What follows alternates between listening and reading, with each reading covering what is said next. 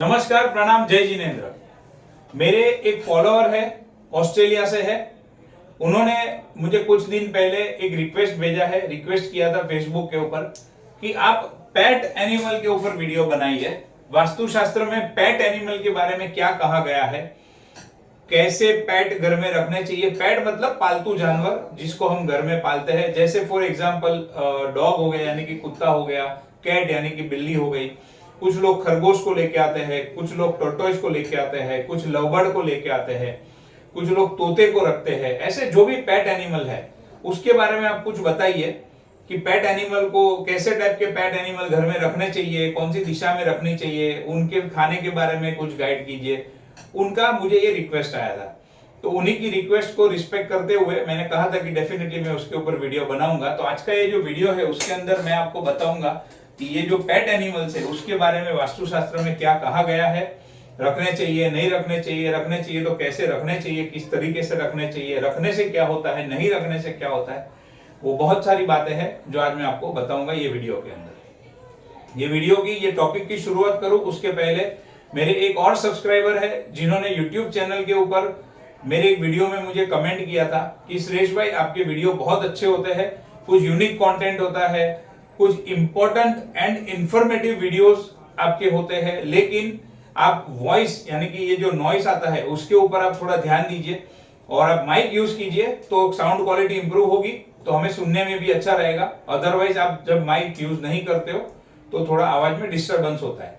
सबसे पहले मैं उनको थैंक यू कहता हूं कि आपने इस चीज के ऊपर मेरा ध्यान दिया और आप ही की ये जो कमेंट थी उसकी वजह से मैंने रिप्लाई भी किया था आपको कि डेफिनेटली मैं इसके ऊपर काम करूंगा।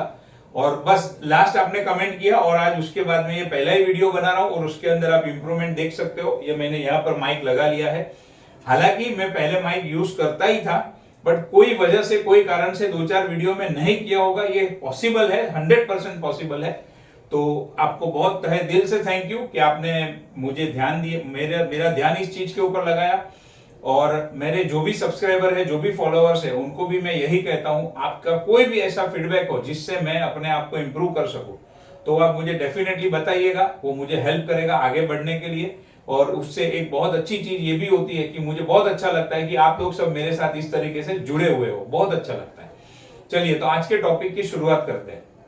वास्तुशास्त्र के हिसाब से पेट एनिमल को घर में कहां रखना चाहिए, लेकिन इससे पहले भी एक सवाल यह है कि वास्तुशास्त्र के हिसाब से क्या पेट एनिमल को घर में रखना भी चाहिए। तो इसके अंदर शास्त्रों में साफ साफ कहा गया है। देखिए हमारे जो शास्त्र है, चाहे एस्ट्रोलॉजी हो चाहे वास्तु हो, वो सारे शास्त्र और कोई भी शास्त्र हो, हमारे जो भी शास्त्र है उसके अंदर कर्म के ऊपर बहुत इंपॉर्टेंट दिया गया है। कर्म, हम जो कर्म करते हैं उसको बहुत प्राधान्य दिया गया है। जब हम कोई भी ऐसा नेगेटिव कर्म करते हैं और फिर उस कर्म को खत्म करने के लिए उसकी नेगेटिव, पहली बात तो जब हम कोई नेगेटिव कर्म करते हैं तो उसकी नेगेटिव इफेक्ट हमें भुगतनी ही पड़ती है। हो सकता है वो भुगतने का समय जो हो वो थोड़ा डिले हो जाए। कुछ कुछ कर्म ऐसे होते हैं, नेगेटिव कर्म हो या पॉजिटिव कर्म हो, कुछ कुछ कर्म ऐसे होते हैं कि उसकी नेगेटिव इफेक्ट हमें अभी के अभी भुगतनी पड़ सकती है अगर वो हमने नेगेटिव कर्म किया है तो। कुछ कर्म नेगेटिव ऐसे होते हैं जिसकी इफेक्ट हमें कुछ 2-4-6 महीने, 2-4-6 साल के बाद भुगतने को मिल सकती है। कुछ कर्म हमारे जीवन के अंदर चाहे पॉजिटिव चाहे नेगेटिव, उसका रिजल्ट मिलने के लिए 5-10-20 साल का भी समय लगता है।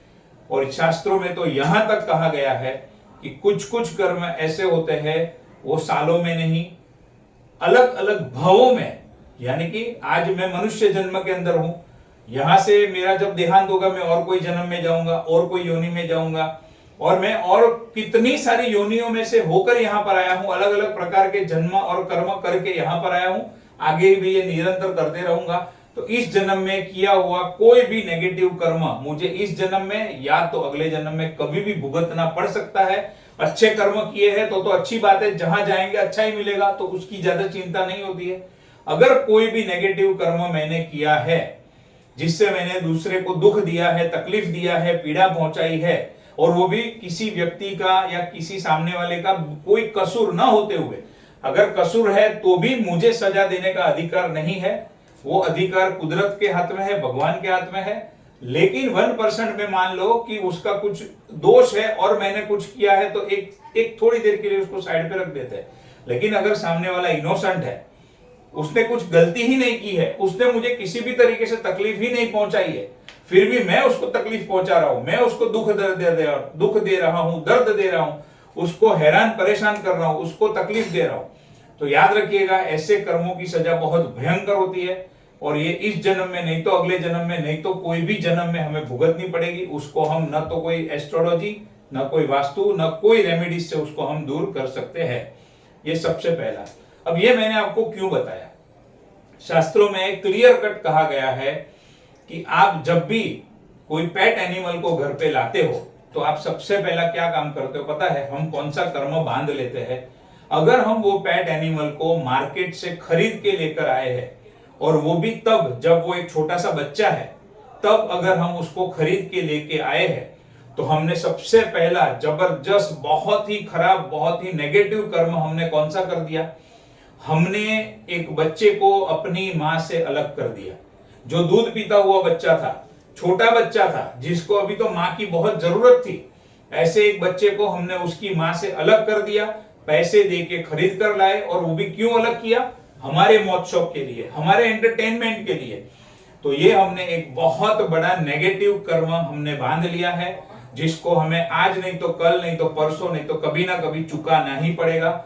और इसका बेस्ट एग्जांपल है, आप देखते हो बहुत सारे बच्चे जब छोटे होते हैं तब भी उनकी मां से वियोग हो जाता है। अब एकदम छोटा बच्चा है, नया बच्चा जन्मा हुआ है, 4-6 महीने का है या 1-2 साल का है, वो बच्चे ने इस जन्म में तो किसका क्या बिगाड़ा है, आप खुद सोचिए। लेकिन फिर भी उसके कर्मों में ये चीज क्यों आई कि उसका वियोग उसकी मां से, उसके बाप से, एकदम छोटा था तभी उसका वियोग हो गया। वो इसलिए आया कि ये जन्म में तो उसने कुछ नहीं किया है, साल 2 साल, 2-4-6 महीने में तो क्या करेगा। लेकिन पास्ट लाइफ में कहीं ना कहीं वो ऐसा कोई कर्म करके आया है जहां पर उसने किसी एक मूंगे यानी कि अबोल प्राणी को उसकी मां से अलग किया होगा, तो आज उसको अपनी मां से अलग होना पड़ा। शास्त्र में ये क्लियर कट लिखा गया है, अगर आप ऐसा कोई भी कर्म करते हो तो ना वास्तु बचाएगा, ना एस्ट्रोलॉजी बचाएगा, आपको भुगतना ही पड़ेगा। तो सबसे पहला कि आपको ऐसे किसी भी प्रकार के पेट एनिमल को खरीद के मार्केट से नहीं लाना है। ऐसे उसमें भी स्पेशली ऐसे छोटे छोटे पेट एनिमल को तो बिल्कुल भी नहीं लाना है। ये पहली बात हो गई। किस टाइप के पेट एनिमल को आप घर में रख सकते हो उसके बारे में भी एक चीज कही है, और वो चीज ये है, आप रास्ते में कहीं जा रहे हो, कोई कुत्ता बेचारा बीमार पड़ा हुआ है या कोई कुत्ता बेचारा घायल पड़ा हुआ है, आप उसकी ट्रीटमेंट करवाते हो, उसको अच्छा करवाते हो, उसकी दवाई करने के लिए आप उसको घर पे लेके आते हो और फिर वो रहते रहते आपके साथ में रहने लगता है या आप उसको रख लेते हो, तो वो कुछ हद तक चलता है, कुछ हद तक।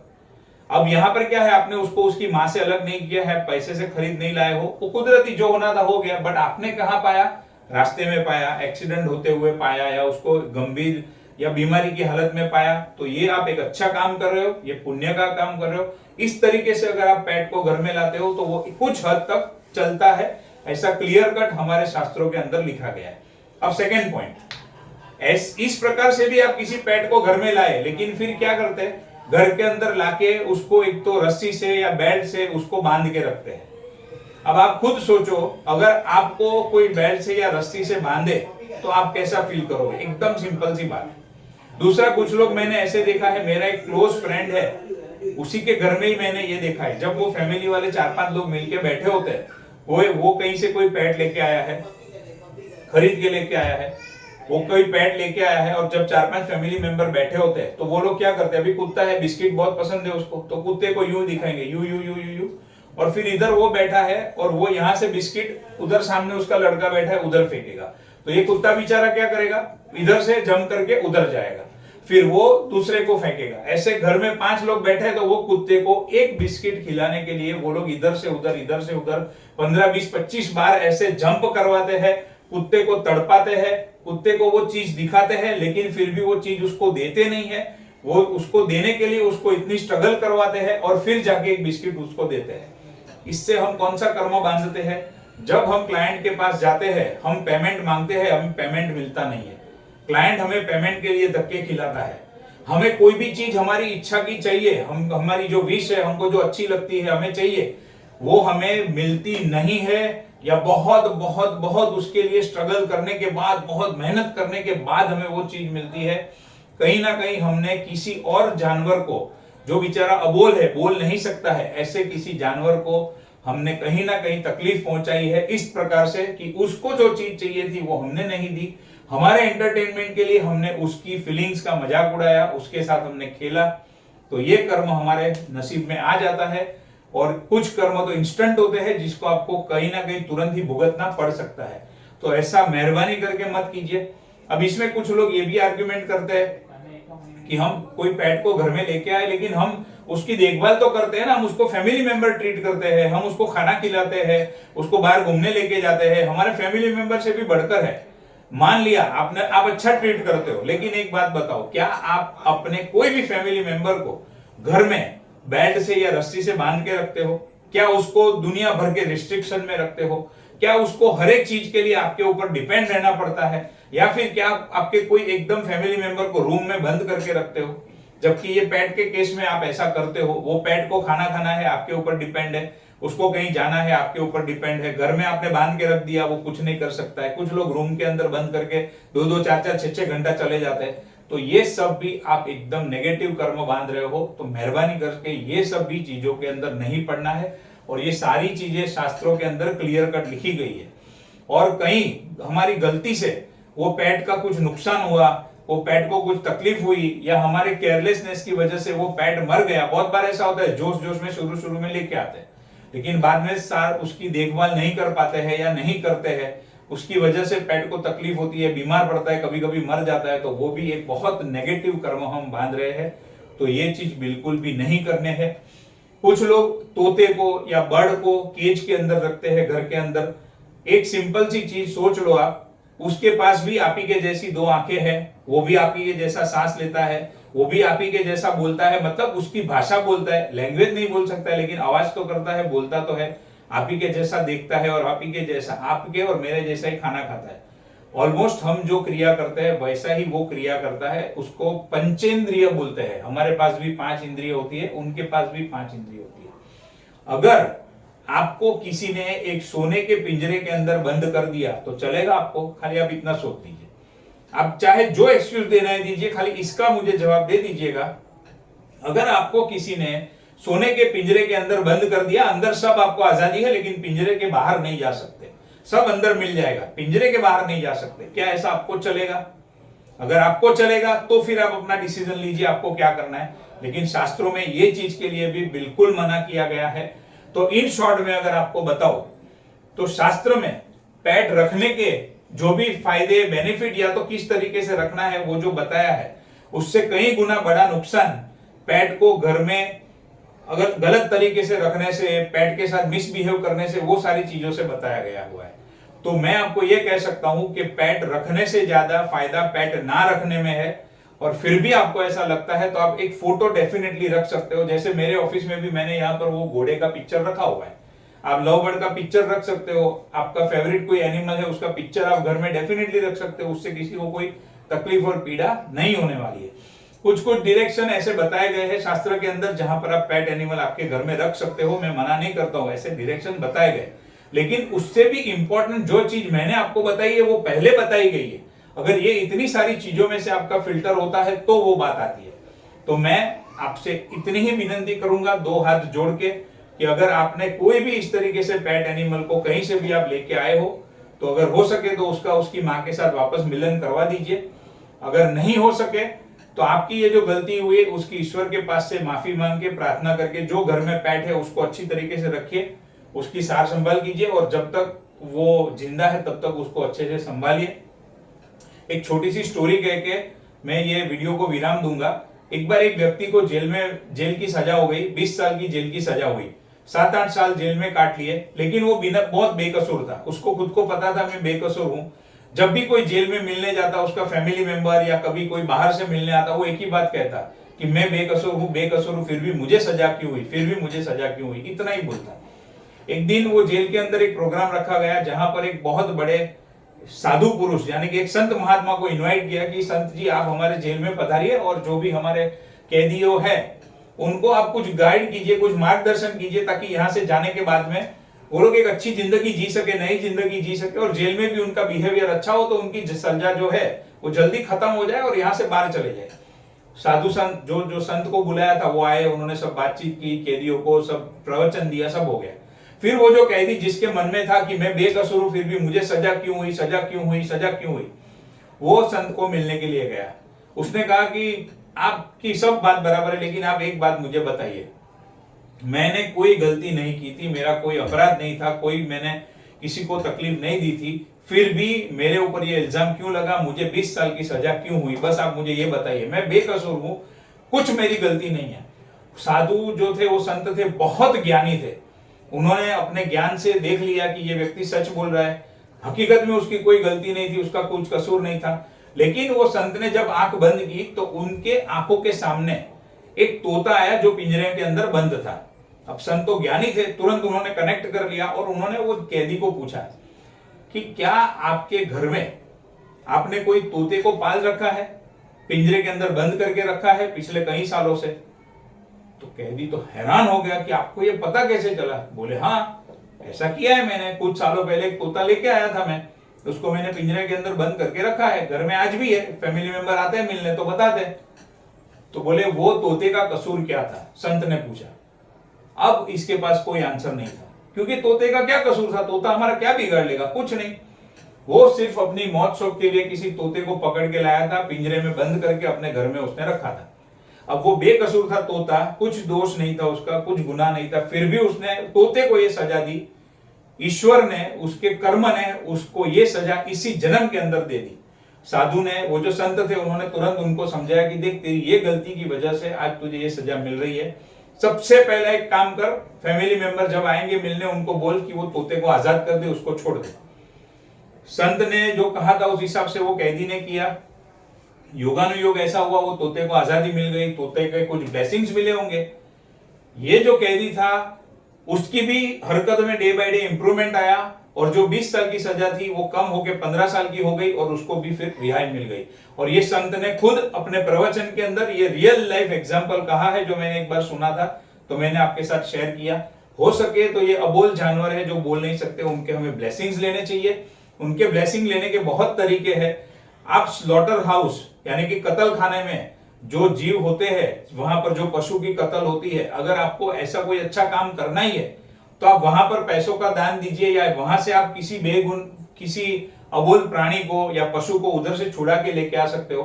बहुत सारी ऐसी गौशालाएं हैं, जो गौशाला में गाय, वहां पर जो भी प्राणी जो भी रखे हैं, उनको घास चारे की जरूरत होती है, उनको खाने पीने की चीजों की जरूरत होती है, आप वहां पर दान कीजिए।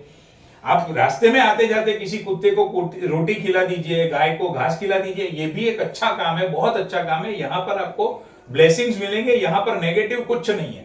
तो आप ऐसे अच्छे काम कीजिए, आपके देखिए फिर डे बाय डे आपके काम के अंदर, आपके लाइफ के अंदर कितना ग्रोथ होता है, कितनी आप उसके अंदर प्रगति करते हो, आगे बढ़ते हो। क्योंकि वास्तु, एस्ट्रोलॉजी सब तभी काम करेगा जब आप शास्त्रों के नियम अनुसार आपके जीवन में भी उस तरीके से आप बिहेव करते होंगे। एक बाजू शास्त्र को फॉलो करो और एक बाजू ये सारे कर्म के सिद्धांत को साइड पे रख दो, तो कोई वास्तु, कोई एस्ट्रोलॉजी आपको हेल्प नहीं करेगी। तो आप ऐसे पशु के, ऐसे पक्षियों के, यानी कि ऐसे जानवरों के आप ब्लेसिंग्स लीजिए, उनके लिए अच्छा काम कीजिए। और नेक्स्ट मेरा वीडियो ये बुक की सीरीज के ऊपर होगा, जिसके अंदर भविष्य मालिका पुराण में से आने वाले समय में 2024, 2025, 26, 28, 30, 32 में क्या क्या होने वाला है, इसके अंदर जो लिखा है, पहले तो मैं बताऊंगा क्या लिखा है। जो लिखा है वो रियल में होगा नहीं होगा, इसके अंदर कितना रियलिटी है, और इस चीज को लेकर आजकल जो मार्केट में चल रहा है उसके अंदर क्या हकीकत है, वो सारी चीजें मैं आपके सामने रखने वाला हूं। तो मेरी चैनल को सब्सक्राइब नहीं किया है तो कर लीजिए। रियल फैक्ट आपको बताने वाला हूं, और नेक्स्ट 3-4 वीडियोस इसी के ऊपर रहेंगे। इसको बिल्कुल भी मिस मत कीजिएगा। बहुत लोग मार्केट में आपको डरा रहे हैं, लेकिन मैं रियलिटी बताऊंगा, मेरे साथ जुड़े रहिए। Thank you.